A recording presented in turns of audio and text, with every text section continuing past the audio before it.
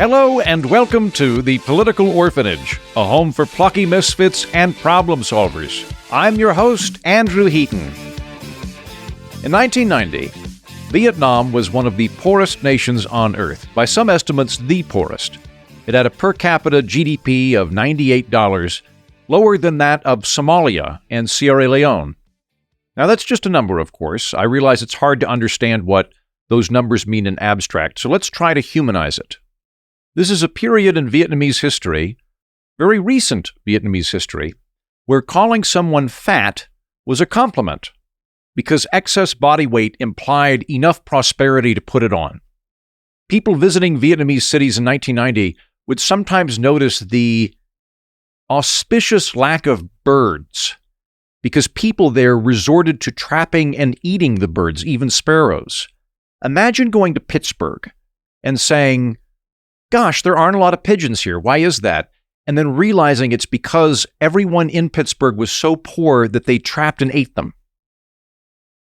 Vietnam was at that level. Families of 4 people sharing a 1-bedroom apartment couldn't get by on their salaries, so they would raise pigs in the bathroom as an unofficial left-hand job so that they could get things to trade on the black market. Now today, fortunately, Vietnam is a comparatively middle-class country. Poverty, once crippling and widespread, has been significantly and laudably reduced. But unfortunately, Somalia and Sierra Leone, which were almost as poor as Vietnam 30 years ago, have not enjoyed that same economic miracle. Vietnam and Sierra Leone were both very poor, but one nation climbed out of poverty and the other did not. So what's the differentiating factor? That seems relevant if our goal is to help people. Well, you might think Vietnam simply recovered from the Vietnam War. Yeah, kind of. But there are lots of other countries which were obliterated by war which have not recovered.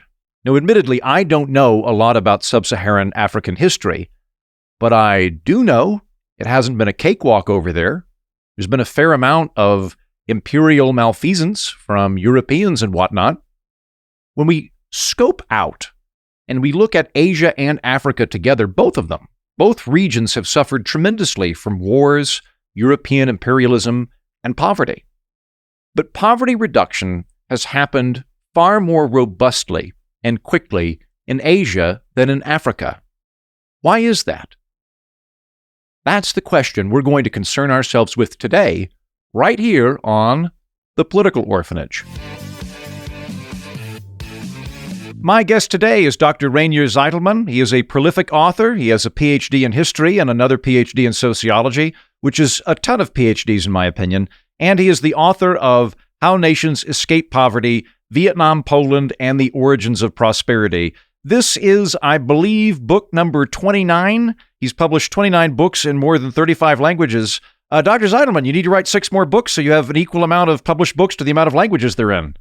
No, I will write much more because now I'm 66 and I plan to live 30 years more. Maybe I write every year another book, so there will be much more.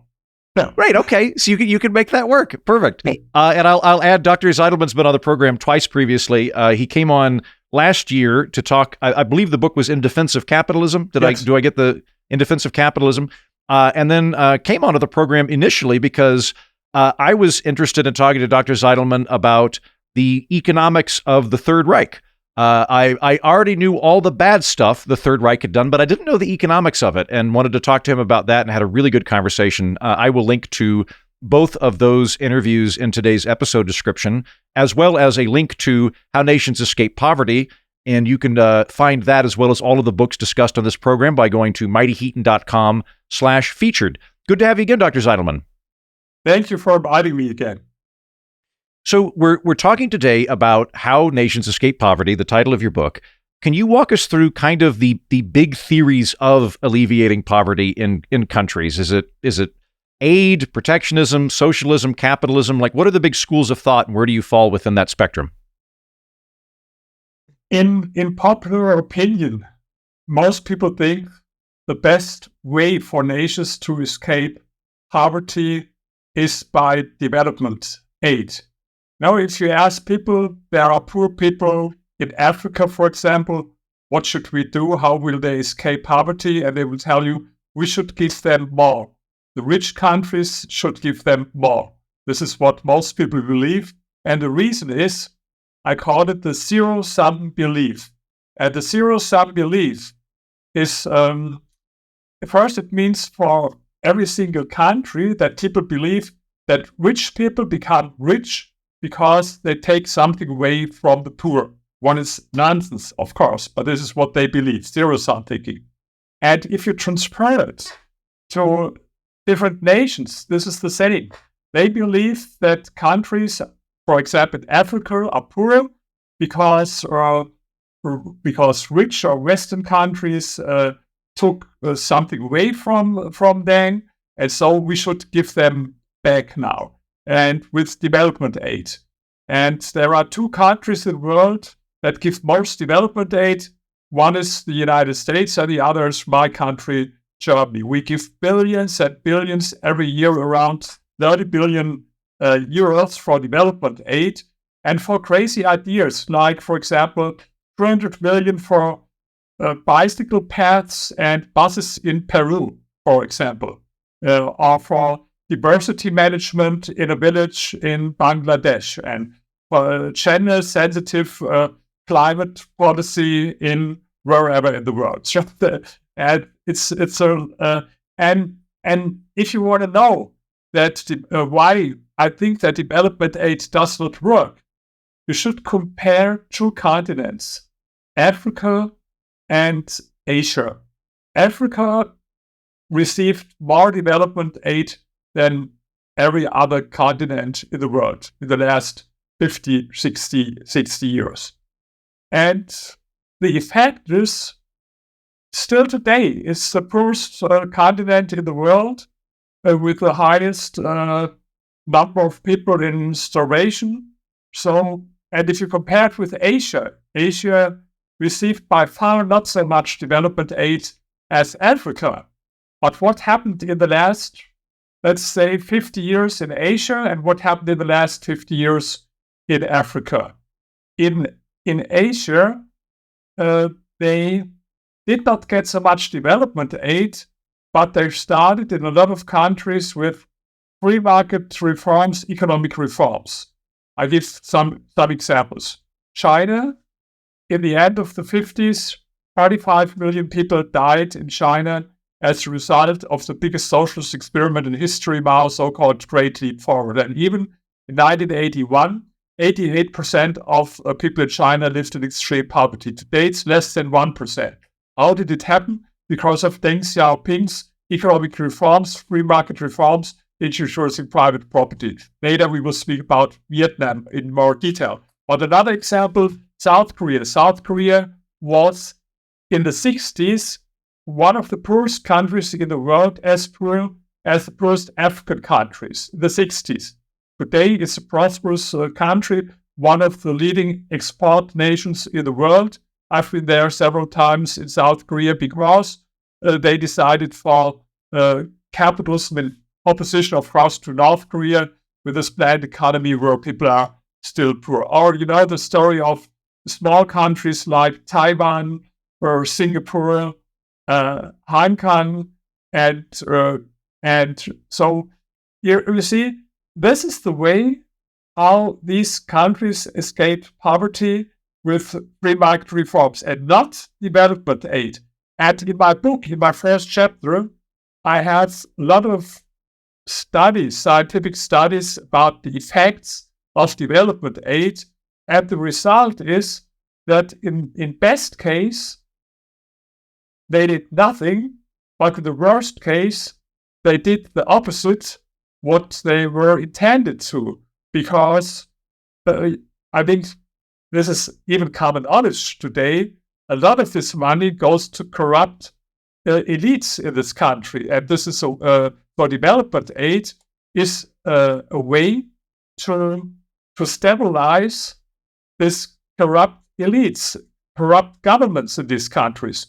And I tell you one story. I read a very interesting book about Africa, and the teacher asked the students at school, what do you think about someone who becomes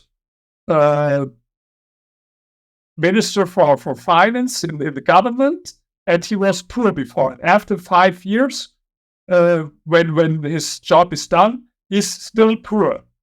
And they were upset about him. And he's crazy. How can he do it? He doesn't think about his family. So, they expected for him to get this money. And where does the money come from? From our Western countries' development aid. And leftist people, because they believe in the zero-sum belief, they think this is the way to escape poverty with development aid. But of course, we see that it didn't work. Well, I'm very much with you on the zero-sum fallacy and the idea that if I am rich, it's because somebody else is poor. I'm 100% with you on that.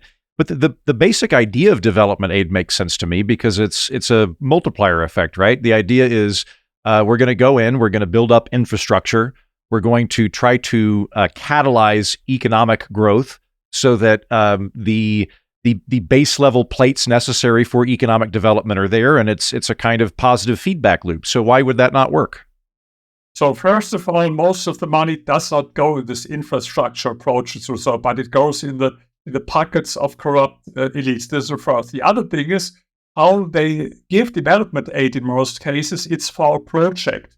And these projects, we know it from evaluation, they work maybe for 5 years as long as they are funded. And after this, it's wasted money. They can't go on. And even with the infrastructure, if you build a road, for example, it's not enough to build the road. But of course, after this maintenance and so on, it's important. And we know it from a lot of examples that they even built infrastructure. And then when the project was finished, it took only a few years. And then the roads got broken. So because it's not this way that you build it one time and then it's so. And so there are a lot of reasons why it does not work. And the other thing is that that if you believe that someone will help you, what does not work. It also is a way to frustrate people, and that they will not be encouraged in the way as if they should do it by themselves.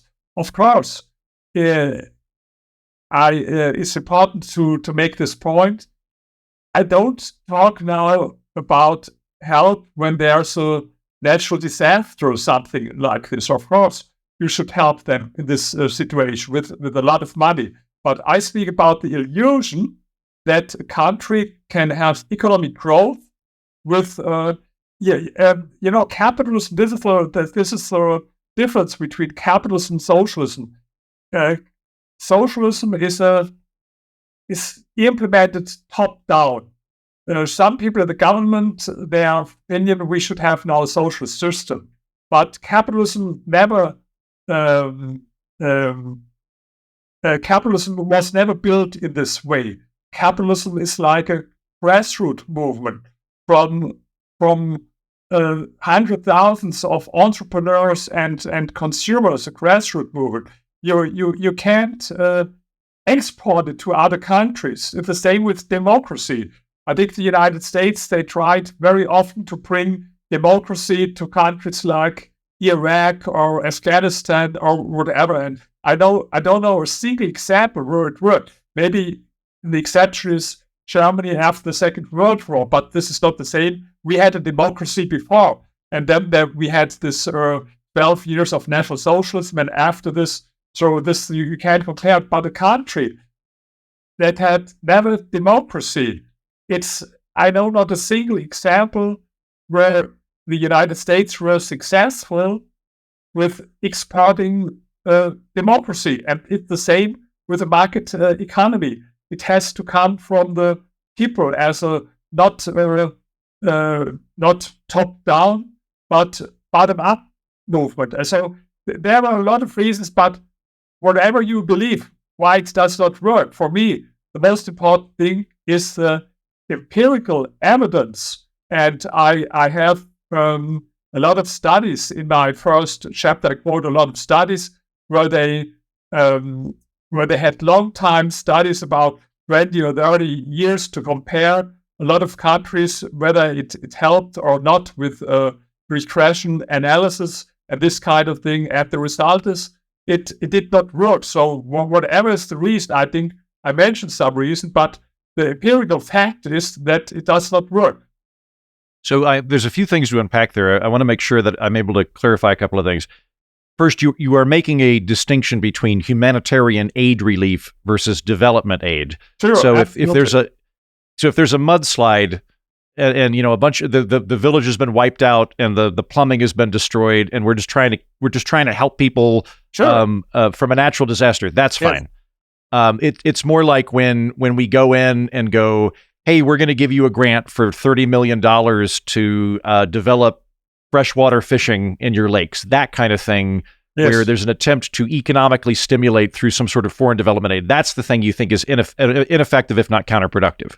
And it's a lot of bureaucracy. I have some examples in my book where they have to write thousands of pages of reports. And so this is a big bureaucracy, like all that are done by the government. And in the end, a lot of money goes, part of it goes for this corrupt elites, and the other part goes in bureaucracy and make a good living for these people who do this development aid. I met someone when I was in Nepal and on my flight back from Germany, and I thought, because he had a German flag, and I said, what are you doing?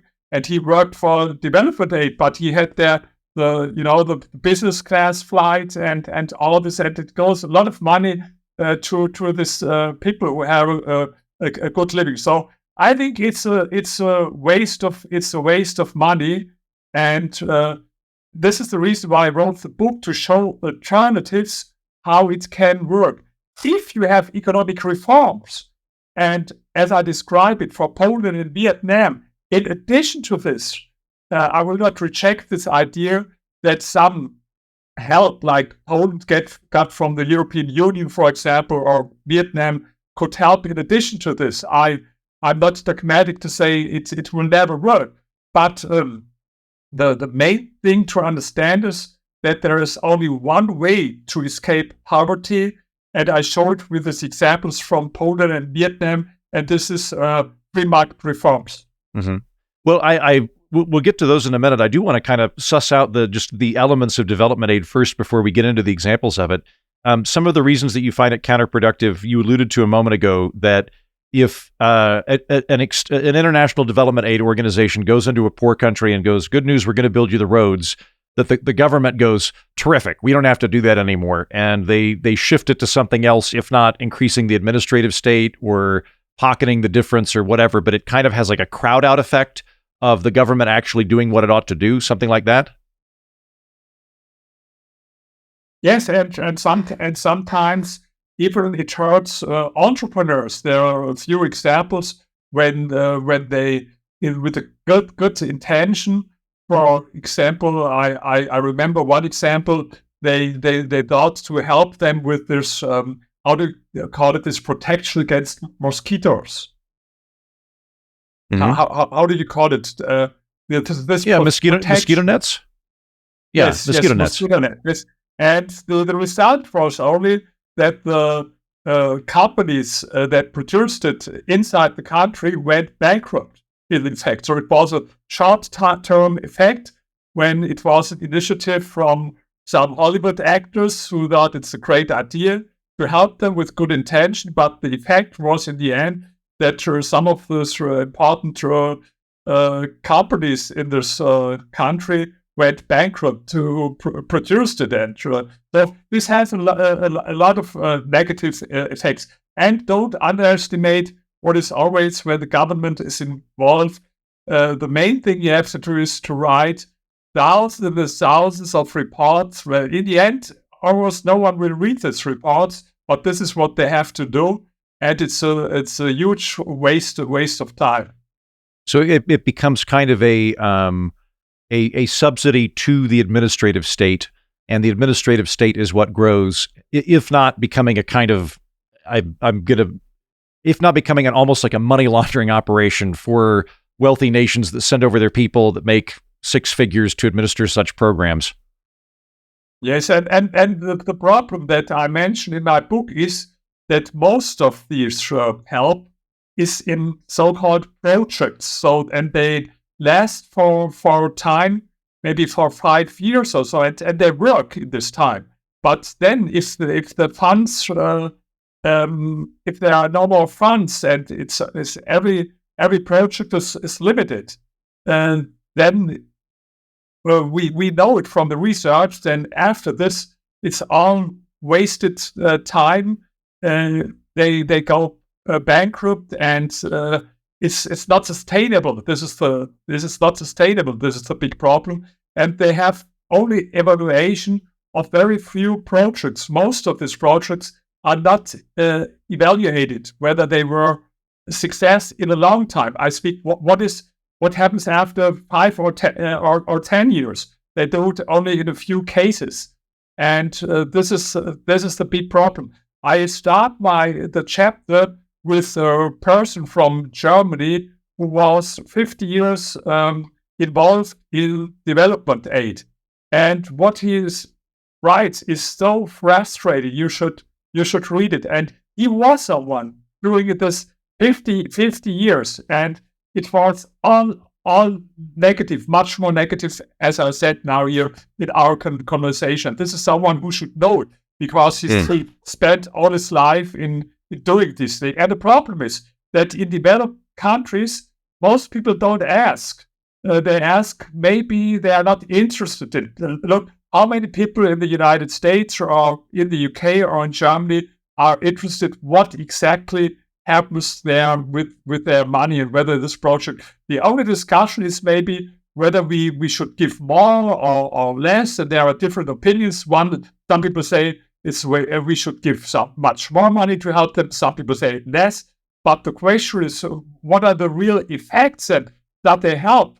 How many articles will you read in newspapers, or how many reports will you see in TV or radio about this topic? It's only always about the amount of money, how much we should get. But and sometimes they show examples that work, but these are the examples as long as the project is funded. But I would like to see some reports that happens 10 years later, or even 5 years later. And I haven't seen it, or maybe I don't know how it's in the newspapers in your country, but in Germany, they're not interested, people in these things. And I they're think much there's more interested for every million, how does the government spend the money in your country, but what happens in Nigeria or in Uganda with this money, whether it's wasted or not. Most people are really not interested in that, and politicians cannot win elections with these topics because they know that people are not interested in it. Yeah, I think that generally the way the topic of development aid and aid to foreign countries is put, at least in my country, tends to be framed as how generous do we want to be as a country, rather than looking at the impact of it. Yes, so it's a kind of need-based thing. Well, I'll backtrack. I like your emphasis on empiricism. I very much appreciate that perspective. You bring up a great example of when you look at Africa as a whole versus Asia as a whole. Asia had market reforms, whereas Africa had development aid. Asia's doing much better. But it would seem to me that a very relevant comparison to bring up would be Europe. Western Europe had the Marshall Plan following World War II, which, as I understand it, was a huge development aid program from the United States. That seems to have been very effective. So what distinguishes Western Europe and the Marshall Plan from development aid? This is a perfect example, by the way, because the development aid was for countries like my country, Germany, or for the UK. I think the UK got twice or 3 times as much as West Germany at this time. But what happened? Who was successful after the Second World War? Germany, not the UK, because in the UK we had this Labour Party, we had all this nationalization, all these high taxes, And if it would be about the Marshall Plan, the UK should have been much more successful after the Second World War. By the way, the UK won the war and we lost the war. And much more was destroyed in Germany than was destroyed in the UK. But Germany was much more successful. And why? Because Ludwig Erhard in the 60s implemented a free market economy. At the same time, when in the UK with the Labour Party, they implemented their experiment of democratic socialism. And there are also calculations of the effect of the Marshall Plan development aid. And it's a very low effect I don't have the numbers now exactly, but they calculated the effect to the GDP growth, and it's a very small effect. So this is even a very good example, because a lot of people think the Marshall Plan was the reason why Europe was successful after the Second World War. But you see, for comparison, Germany and the UK. My country was much more successful than the UK, but only because we had exactly this, the free market reforms with Ludwig Erhard. What was not, the UK became successful with Margaret Thatcher's reforms only then in the 80s. But what was in the 70s? The UK was called the sick man of Europe. Even the International Monetary Fund that usually supports third world countries had to support the UK, and we had so many people without jobs and high inflation rate, and because the tax rate at this time in the UK was 85% at the maximum, and even for some it was 98%, and they nationalized so many parts of the industry. So this is what they call a democratic socialism, and it failed. And in Germany, we had the other way. So it's a good example, the Marshall Plan. Got it. No, I really appreciate that. You clearly know more about the Marshall Plan than I do. I just, in textbooks in America, the Marshall Plan stopped Western Europe from becoming communist. Moving on. That's generally how it's broadcasted. And it sounds like, based on what you're saying, that the Marshall Plan actually delayed needed market reforms. That when you've got that development aid subsidy coming in, it allows a country to rely on a less efficient economic model that stalls growth, and whereas you get rid of the aid. Numbers right now, but you should Google it. I think that the UK got at least twice as much as Germany, maybe 3 times as much. I'm not sure, but at least twice as much. And so, but was not so. We were much more successful in Germany. Mm-hmm. Yeah, and I also wonder. This has been a few years ago, but I read a book that talked about how a lot of development aid in America will say, like a flood comes through a country and it knocks out a coastal town. The development aid will come in to rebuild hotels that are owned by American companies located there. So it ends up being a means by which to kind of use taxpayer dollars to funnel it to another country to help the private interests in America, which we ought to keep our eyes on. Well, okay, let me shoot one more question at you about this. I've been reading for years that over the last 50 years, more people have been lifted up out of poverty than in all of human history. I was born in 1984. Something like half of the world's population was in extreme, horrible poverty the year I was born, and now it's down to like 10%. So there's been this incredible reduction in poverty. That seems to coincide with this 50-year period that you describe of American largesse in terms of development aid and German largesse in terms of development aid. So could we not look at these two phenomena and say we've got 50 years of incredible, robust development aid and 50 years in reduction of poverty? Perhaps that's why? No. First of all, it's true.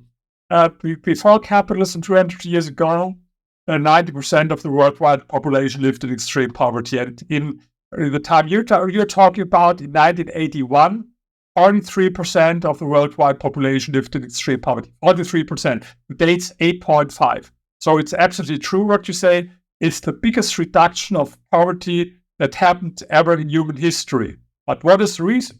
The reason is especially the economic progress in Asia.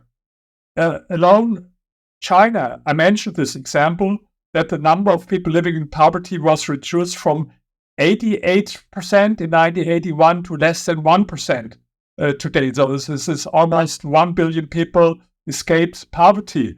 Also, there were, and this was because of free market reforms, started with Deng Xiaoping. And I mentioned the other countries like South Korea, even in, we will talk about Vietnam as another example. What is a big country with 100 million people living there. Even with India, they had in the last decade some economic reforms that improved their standard of living, not as much as in China, of course, but also, and this is the reason for the reduction of poverty. If you go more in detail, it's not about the decrease of the numbers. If you would neglect what happened in China, then the decrease in poverty would be much less as it is. I don't have the exact numbers now, but this decrease in the in the number of people living in poverty, it's most of it happened in Asia, especially in China. But as I said before, Asia got by far not so much development aid as Africa. Okay, so if I'm following you, when we look at reduction in poverty, it is clearly correlated with market reforms and not with the development aid. If it were the other way around, we would see the reduction in poverty primarily having taken place in Africa, whereas Asia would be lagging behind. But that is not the case. The gains in wealth and the reduction in poverty are largely from countries like China that instituted market reforms under Deng Xiaoping, or in Vietnam and other places like that. Of course, it's not all about the economy. There are some preconditions. For example, there's a problem in Africa with in a lot of countries you have almost no rule of law.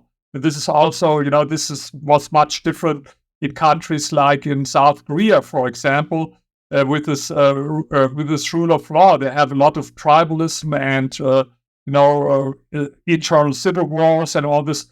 I will go, by the way. Next Monday, I will go to Uganda, and I read now a lot about this country, and but yes, you summed it up correctly. I prove it with these examples from these two countries in my book. Well, I want to touch. You mentioned rule of law a moment ago, and I want to explore that just for a second. Are there not capitalist countries in Africa? Are there not any countries that have a market economy? If that were the sole precondition, then we would be able to see, we'd be able to look at Kenya and go, look, Kenya skyrocketed, but Somalia hasn't, or vice versa. It's not a yes and no, because there is no pure capitalist country nowhere in the world. We spoke about China. Of course, it's not a pure capitalist country. And even the United States are not a pure capitalist country. And on the other hand, there is no pure socialist country. Even in North Korea, you have a little bit small fractions of private property. Otherwise, even if it's a black market or informal economy, they couldn't survive. So it's not a yes and no. But to answer your question, you should look at the Index of Economic Freedom that is published by the Heritage Foundation every year. And this is a ranking about all countries in the world, how economically free they are.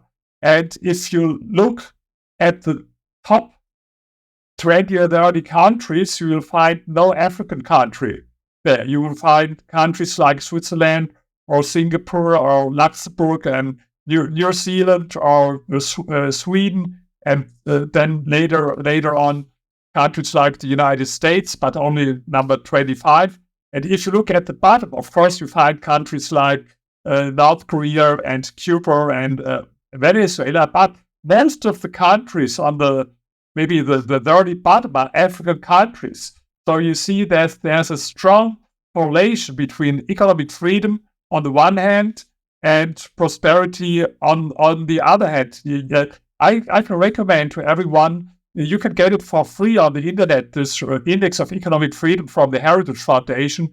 And they have a lot of, they summarize it in the first chapters. For example, how high is the number of people living in, I speak now only about underdeveloped countries, like we said, third world countries.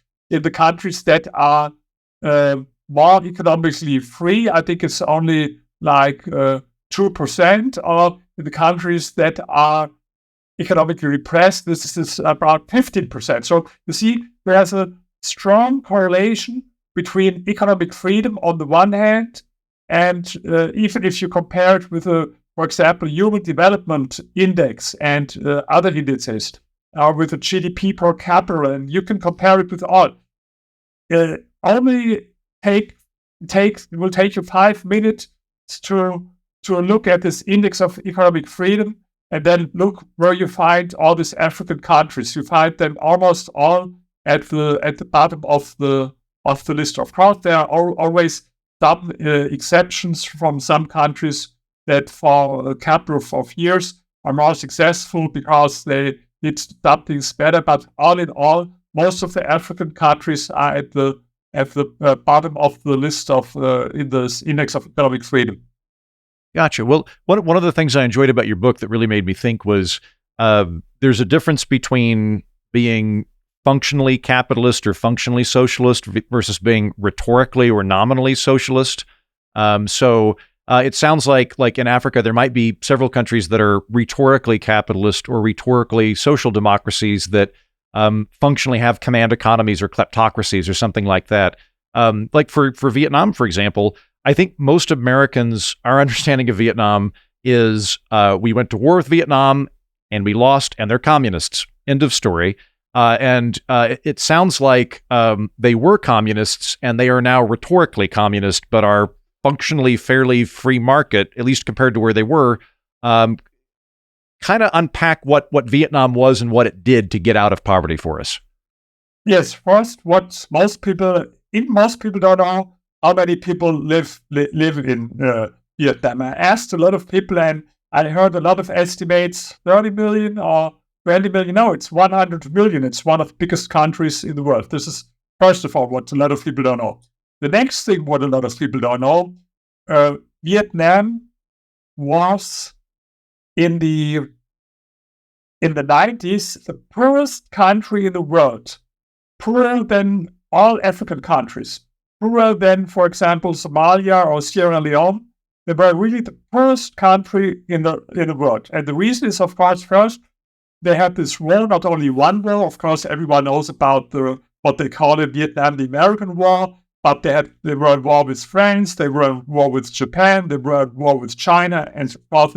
So a lot of things were destroyed. And what was not destroyed by the war was destroyed by the planned economy, because after they won the war, during the war, there was only in North Vietnam a planned economy, and then they introduced the planned economy also in the south of Vietnam. And in the end of the 80s, they saw it was a disaster. They were so poor. You see it in my book. I had a lot of interviews with people in Vietnam, and they told me about this time. The money they earned was in most cases only enough for maybe 1 week, and even in countries like Hanoi, when maybe 10 people lived in only two rooms, and one room they had to reserve for pig, because to have a pig was the only possibility to get some extra meat or to make some extra money. So that it was about starvation. It was about hunger at this time, and they had to stand in long lines, in long queues to get only a handful of rice. They didn't produce enough rice that was necessary for survival of the country. So they were extremely poor. But then what happened in 1986 at the 6th Congress of the Communist Party, they understood it. First, they tried to improve socialism. This is what they tried in all communist countries, to make it work a little bit better, like with to implement some elements of the market economy. though they tried it, they not only in Vietnam, in almost all socialist countries, because they saw that it does not work. But this reforms inside the system did not work. And the people in Vietnam, even the communists, were so smart to understand that only market economy could help them. And then they started in the end of the 80s with reforms. They called it the Doi Moi reforms in Vietnam. It means they allowed private property. They opened the economy. It was possible for you, what was not before, to find private companies. And later they welcomed investors from all over the world. And the result is, I'll give you one number, what is really fascinating. In 1990, 80% of the population in Vietnam lived in poverty. 80%. Today it's less than 5%. This is what happens during this time. A reduction from 80% to 5%. And if you go to Vietnam, you see it's amazing there.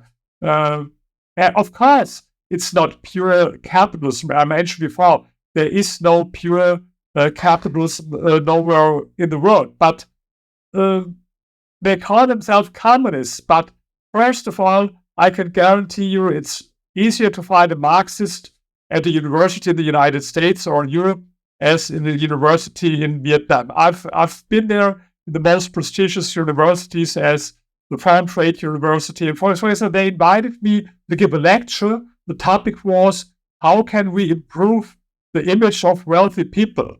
I cannot remember that any university in the United States... Wait, I just want to pause you real quick, because that's kind of a profound statement. One, you think that you could declare there's more Marxist in American universities than in Vietnamese universities, and you were brought over there because they specifically wanted to know how to improve the image of rich people in a nominally communist country? Yes, yeah, exactly. So they call themselves communists. This is true. And of course, as far as it concerns politics, it's a one-party system. There's no freedom of press. So this is true. But in the economy, of course, it's not a pure socialist country, but some indicators, for example, the amount of GDP that is spent by the state, I think it's much less than in Europe and even the United States, or the maximum tax rate, it's 35%, but all for all kind of taxes. And I know because... Wait, I got to pause you again, because this is mind-blowing. So Vietnam has both a lower tax rate and a lower percentage of government spending of GDP than the United States. Like United States, the papa of capitalism and Western democracy, our government spends more of our national budget than the communist regime does of theirs. Yes, and they have a lower tax rate than us? Yes, of course. The maximum tax rate is 35%, but to arrive at this tax rate, you have to earn 15 times more than the average taxpayer. And in the United States, I have an apartment in New York, so I know about the taxes. If you sum up all the federal taxes, the state taxes, and everything else, you have something like 50%. In Germany, it's the same. You have something like 50%. So, of course, it's not but what is more important, the spirit there in these countries, they have real entrepreneurial spirit, and they have a very positive attitude towards wealthy people, towards rich people. I commissioned a poll in 35 countries about the image of capitalism, and in 13 countries about the image of wealthy people. And Vietnam is one of the countries with the most positive image of wealthy people. They are role models for most of the people. Almost everyone want to become rich. When we ask people how important is it for you to become rich, in Vietnam it was 76%. I think in the United States it's less than 30%. Of course, you can say they were poor and so they have much more motive. But this is the entrepreneurs are role models in Vietnam, and in a lot of Western countries, there are scapegoats today. You hear every day this discussion: how can we tax rich people higher, and all this kind of stereotypes and prejudice against rich people. And this is also a difference between Vietnam on the one hand, and this is one, and maybe the most important thing, if you want to understand I'm not a theorist. My books, my books are without much theory. I'm an historian and sociologist, so I believe in data and in facts, and not so much in abstract theories. But I have one thing you can call it the theory. When you want to understand the country, in what direction this country is going and is developing, it's not so important the actual status of economic freedom, but the development over a longer period, for example, 20 or 25 years. What does it mean? I spoke about the index of economic freedom. And if you look at the index of economic freedom, the United States are still better than Vietnam in spite of the things that I mentioned before. They are still better. But this is the much more important thing. They started with the index of economic freedom from the Heritage Foundation in 1995. And if I compare the United States, 1995 and today, they lost 6 scores in this time. So the United States were better 25 years ago than they are today. We're falling in terms of economic freedom, yeah. In Vietnam, we have 20 points more than they had in 1995. So, and this is the most important thing. This is why I wrote this book about Poland and Vietnam, because I analyzed the index of economic freedom, and I was not so much interested about the ranking today in comparison to other countries. I was more interested in the changes over time, and I analyzed which are the countries where the biggest changes happened since 1995, and there were some very small countries like Georgia, for example, with only 3 million people living there, who made who had a bigger increase. But from the big countries, I speak in terms of population. I mentioned Vietnam with 100 million people and Poland with 40 million people. There is no other country where economic freedom improved so much according to the index of economic freedom than these 2 countries. So in both countries, like 20 points. And this is even true this year.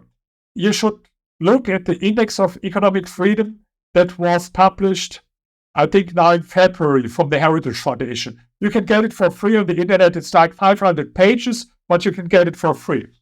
And if you compare, Vietnam improved in comparison to last year in this ranking. The ranking is about 180 countries. It improved by the 13 ranks. It's now it improved 13 ranks. And for the United States, it's the worst ranking that they had since they started the index. And Vietnam improved so much. And this is my theory, maybe in speech marks, that it's not so important if you want to understand what happens in the country, how's the ranking compared with other countries. But it's much more important to look about the changes over time. The same with Sweden. Sweden improved so much. Sweden today is more economically free than the United States. It's number 10 in the index of economic freedom, and the United States is number 25. And this was not this way some 25 or 30 years ago, when they had this democratic socialism experiment in Sweden. So always look about the changes in the scores, and not and it's not so important how is it in comparison with other countries. This is when you want to understand why some nations the standard of living improves and others not. With Vietnam, my mind is kind of blown by the amount of economic activity, or the amount of private sector economic activity there. So I'm trying to comprehend this.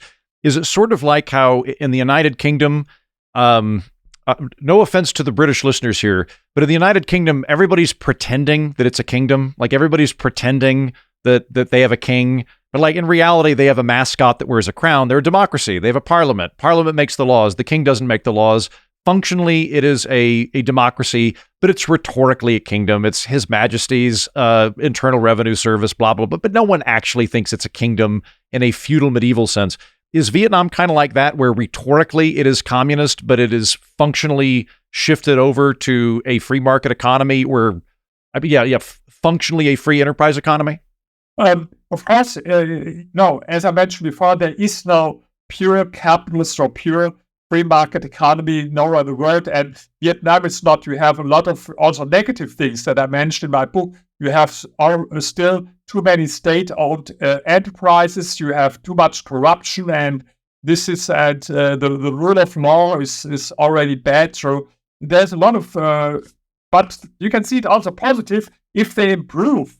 Also in these things, they have a great future before them, because there is not everything here. But of course, with the communism, if you mean with communism like a one party system and no freedom of press, so yes, then it's you can call it a communist system. But if you speak about the economy, there are no people who believe in Marxism and this stuff. They call themselves a socialist market economy. So you can, of course, they don't like the word capitalism in the same way as a lot of people in Western countries don't like the word capitalism. But if you replace capitalism with a socialist market economy, then this is how they describe themselves. And about if we speak about the not about economic freedom but political freedom, it's not as oppressed as it is in China today. In China, things developed in a negative direction in the last 10 years. They had a very positive development in the economy and also in other spheres of the society after Deng Xiaoping. But with this Xi Jinping, they got back in more big government and more state and less market. I don't see this happening in Vietnam. And so there are a lot of companies who invested in China. They have this another escape to Vietnam because it's more economically free in Vietnam, and also for investors. They are very open for much more than China to foreign investors, and investors, especially from the United States, are very, very welcome in Vietnam. And of course, in politics, it's not as on free. I see it with my books, for example. I couldn't publish my book in Defense of Capitalism in Vietnam, for example. But I will publish this book where we are talking about now. They will publish it in Vietnam in spite of that it's a pro-capitalism book. But so and in China, I couldn't think even about publishing books like this. And if you go to Vietnam, you can use Facebook or you can use Google and all this. What is not possible in China, you have to use this VPN to go around it. And so Vietnam, in some ways, it's similar what happened in China, but the huge difference is that in China, they had this huge increase in economic freedom. I think even bigger than you see it in the index of economic freedom. But in the last 10 years, they go back in this direction, more government and less market. And this is not what happens in Vietnam. Right. So in China, you've got Mao's Great Leap Forward that kills in the ballpark of 45 million Chinese people. It's one of the greatest man-made disasters in all of human history. Socialized agriculture is a great way to kill people. It's actually much cheaper and more effective than nuclear bombs. If you want to kill a lot of people, socialized agriculture. And China got out of that through Deng Xiaoping, who is not, he's kind of a Gorbachev figure. He's nominally communist, but he looks at their country and goes, look, we got to have market reforms. And he adds private property markets, foreign investors, free enterprise, and then China skyrockets in terms of prosperity. Vietnam basically does the same thing on their end. It's just that they haven't pivoted back like China. Exactly. Absolutely. This is the difference. And another thing, I was very surprised when I was in Vietnam. I knew it from, I had a girlfriend from Vietnam for a couple of years. So this was one reason why I know a lot about the mentality. She's born in Germany, but her parents come from Vietnam. And they were very positive always about America, the United States. And I was surprised when I went to Vietnam because I thought because of the war, you have to know that the United States, there were 10 times more bombs and explosives on Vietnam than on Germany in the Second World War, 10 times more. So I thought they would have a lot of reason maybe to hate America or Americanism, but I can guarantee you one thing. Anti-Americanism is much stronger in Europe, for example, in France or in Germany or in Italy than it is in Vietnam. Vietnam is one of the most pro-American countries in the world. I met a young female entrepreneur, and she was born after the war. But she told me, my parents said me, eat like an American, hear the same music, dress like American, and especially think like American, then you will be successful. Of course, they remember the war, and there are museums about the war, and so this is not that they forget about what happened, but they look in the future. And this is a big difference between Vietnam and a lot of countries in Africa. I mentioned that I will go next week to Uganda. And Uganda, the people were much, when they became independent from the UK, they were much better off than people in South Korea at this time, for example. And in spite of this fact, even today, they blame all this colonialism and the British and whoever for all their problems in African countries. And I think this is the same for a country as for the individual. If you blame other people for your problems, and you don't look in yourself at the cause of the problems, you will never be successful. If you want to be successful as an individual today, you have first stop blaming other people, stop blaming external circumstances. Don't look in the past, but you understand that it's everything. It's upon you. You're the master of your life, and this is the same for nations. In Vietnam, they're not bad with Americans. And this was a great thing that happened in 1986 with their Doi reforms. They would have a lot of reason to blame America for their situation, but they didn't do it. They looked in the causes for the situation in their own mistakes in this planned economy system. And this was the great thing, what they did. And I spoke with a Vietnamese ambassador here in Germany, and I mentioned this. I said, I admire this, that you don't look back and that you look in the future, that you're not bad with the United States, for example. And he told me, okay, we were in war with half of the members of the United States Security Council. We were in war with Japan, with France, with China, with America. If we would be angry with every one of them, we could be angry with the whole world. It makes no sense for us. We look what happens today in the future.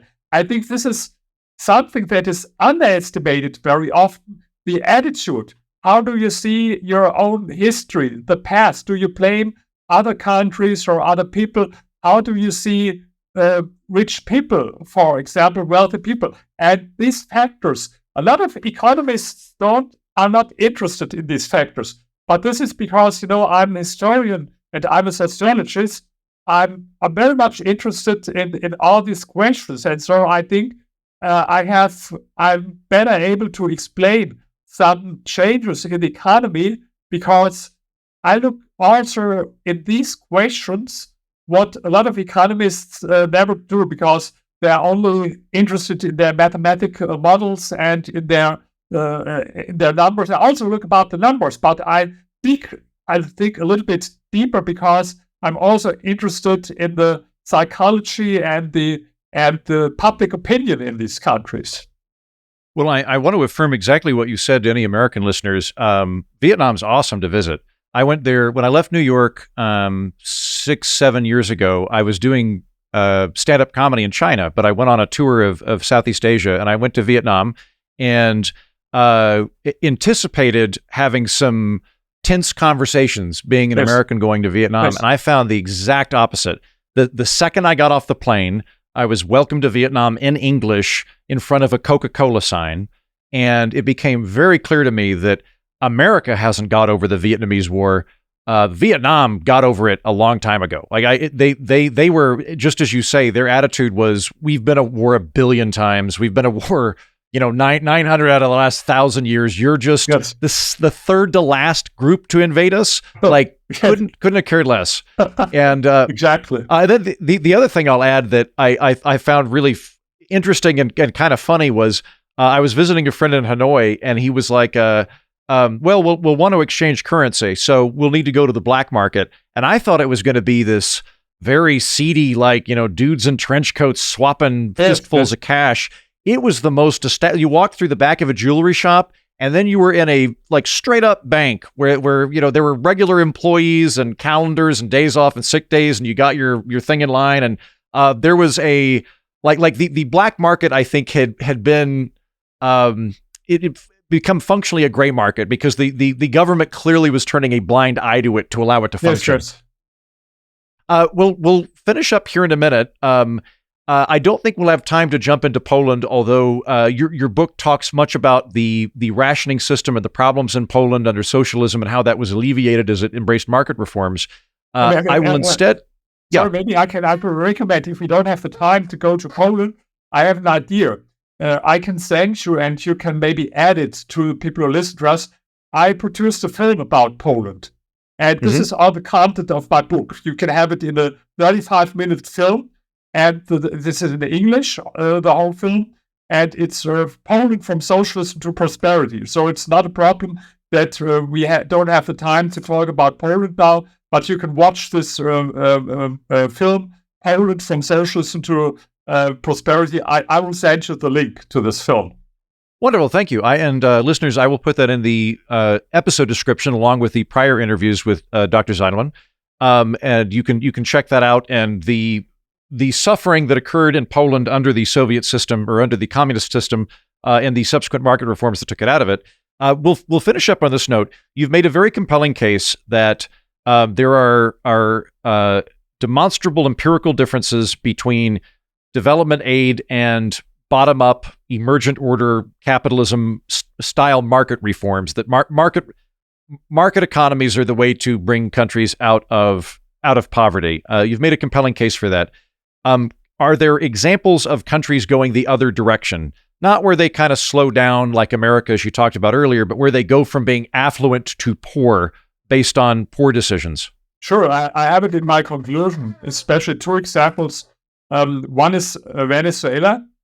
Venezuela was in the 70s one of the 20 richest countries in the world. I think the GDP per capita was only 13% less than in the UK this time, and they were richer than Spain and some other European countries.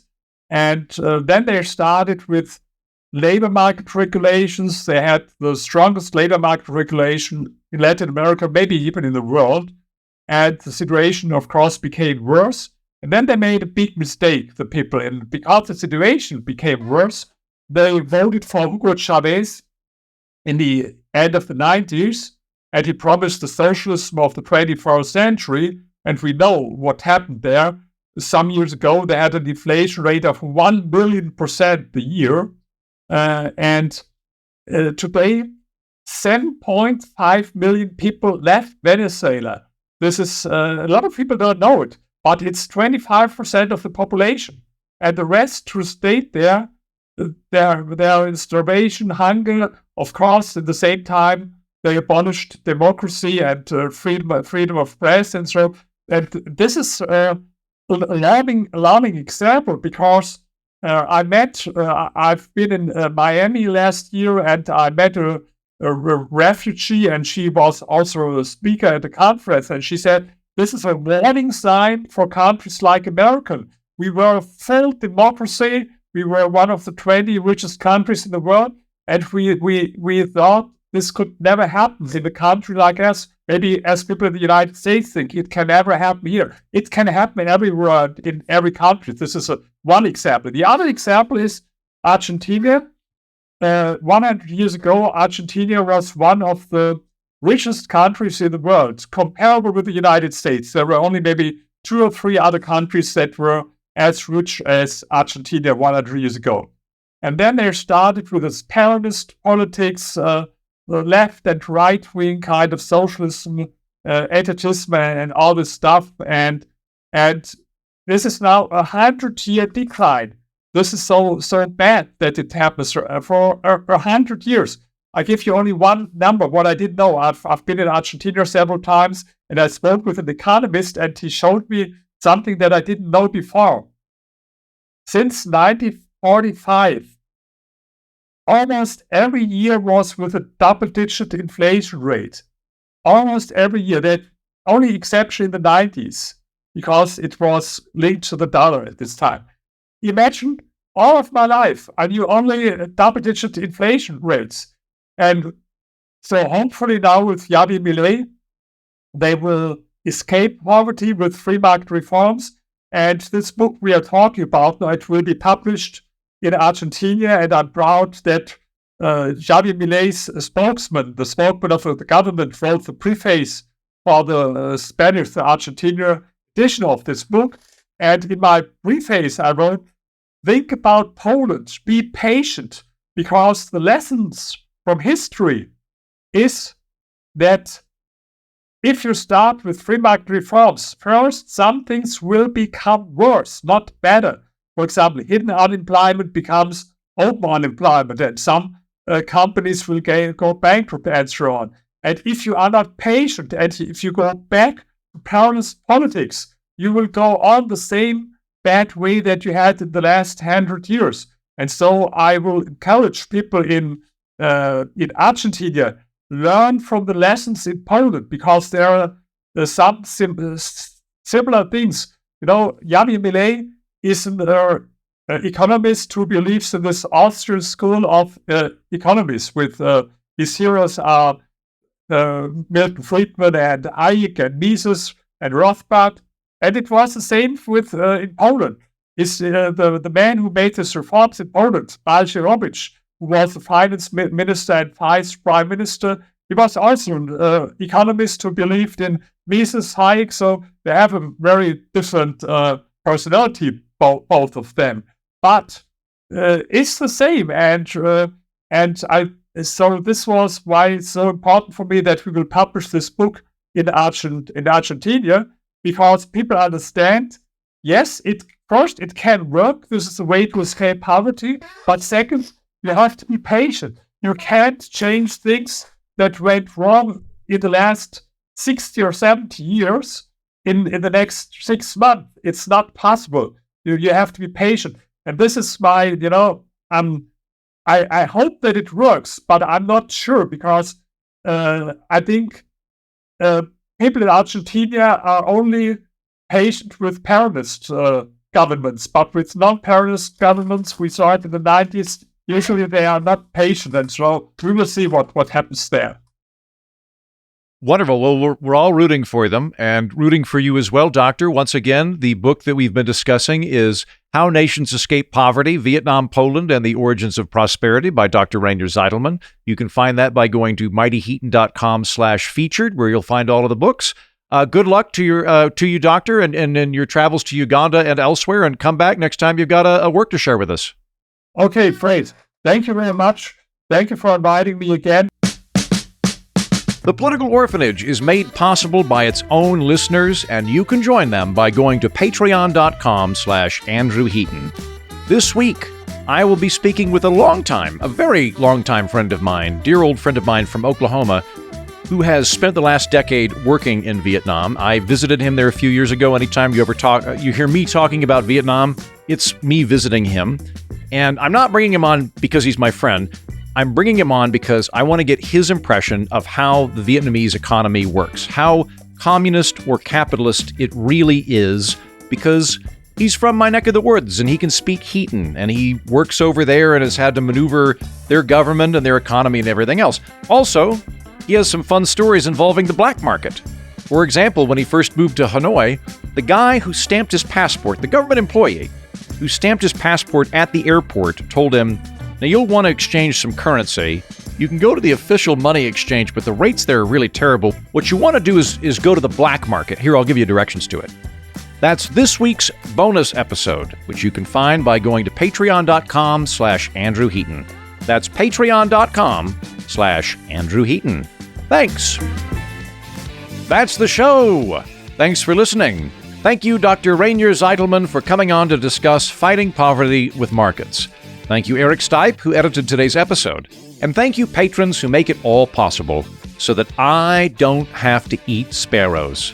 Unless I want to. Until next time, I've been Andrew Heaton, and so have you.